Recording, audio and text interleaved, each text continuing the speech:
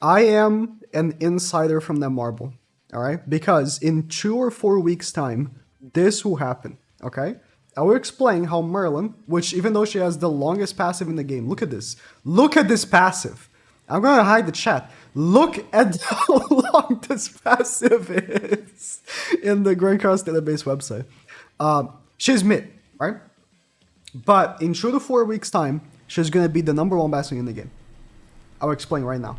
DN, right? Festival unit, mid, horrible, trash. She was worse than Merlin is now. When DN came out, she was worse than Merlin is currently. Merlin's actually pretty decent. She's just not broken, even though she's a festival. And every festival is good, right? Actually, you know what? I was not going to bring up Bond, but I'm going to bring up Bond, and I'm going to bring up Kusak as well, because I want to give you all the examples of mid festivals as well, right? So, Diane, of course, when she came out, they knew that she was going to be mid. The developers knew she was going to be mid, right? They already planned Tarmia because they were, in their minds, it's better to make a unit mid day one and make people regret not summoning for them when the booster character for that character comes out, right?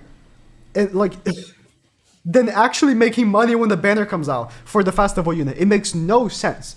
I think the way they think is like, okay, people are going to summon for the festival anyways because it's a festival. And then they're going to feel forced to summon for this other character that's a booster. I don't know.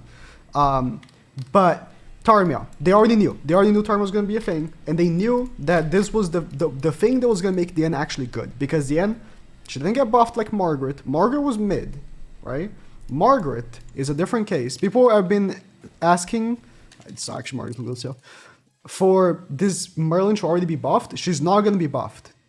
Margaret was buffed for a different reason. You know why Margaret was buffed? Not only she was just straight up mid, she wasn't the worst thing ever, but she was very mid. She was an unhyped character. No one spent. She was probably the least grossed festival ever until Kusak. If I had to bet, and then they were like, "Oh no, we need to do something about it." And then they were like, "I don't care. Make her the best unit in the game, right?" That's what happened. This is not what's gonna happen to Merlin. Merlin is already hype enough. Not this one. Is already hype enough that it's gonna sell because it's Merlin. She's better than what Margaret was. Much better. Margaret was way worse at launch than like Merlin here is. So also Lolly Merlin, right? Also kind of mid at launch. Got a booster with the ReZero, but I think this Merlin was just misinterpreted. She was actually still pretty decent. I don't think it's the case here.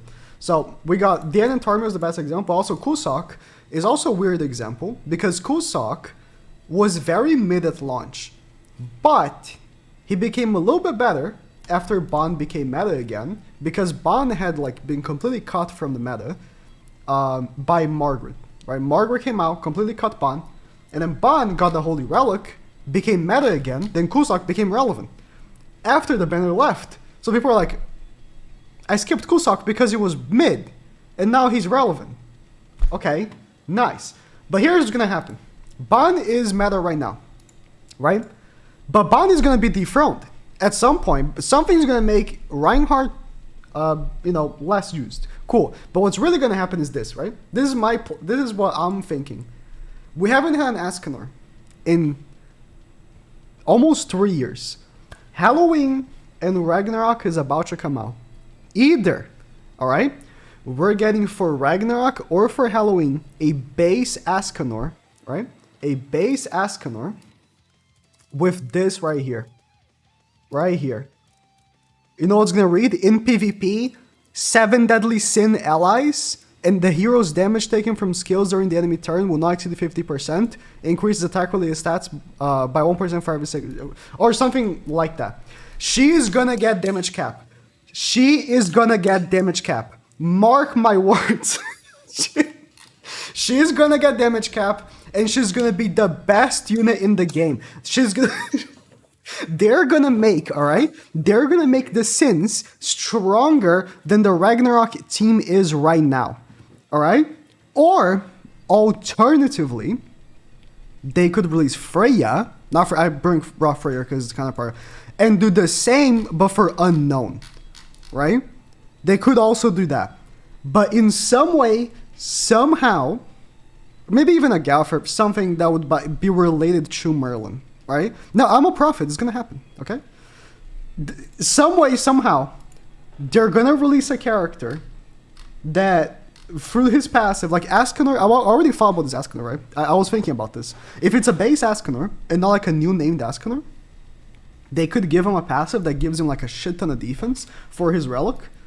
And they wouldn't even need to buff his stats. Although his stats are not very good these days, he still has, and if I bring up here the game again, right? He still has one of the highest CCs in the game. I already have it by CC. Red Ascanor still at 67.4, and I don't think this is the perfect gear. Basically it's perfect. He just has like pretty bad like substats, like, you know, 21% crit resistance, that's really bad, but 124% crit defense is pretty good. He has pretty bad substats. But I don't think they're gonna buff. I don't think they're gonna buff him. They didn't buff base melee. I don't think they're gonna buff base Ascanor, but I would love it if they did. But okay, now if this does happen, it will be AIDS, right?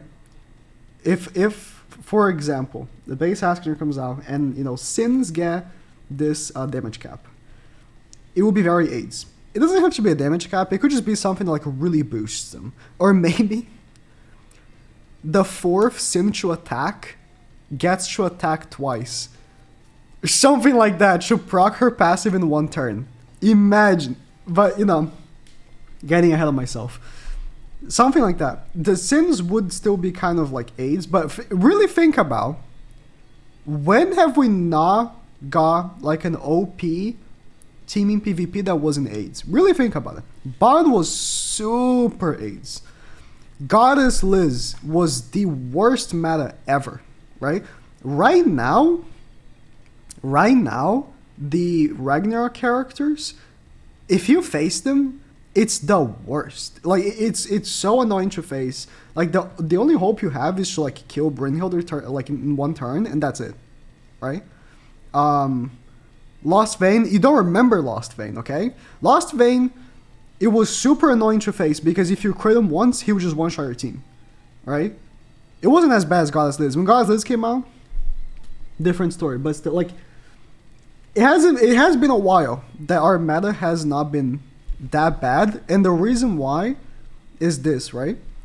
The one team right now in the game that I would say is like potentially demoralizing to face if you kept facing him every single time you'd quit the game is this.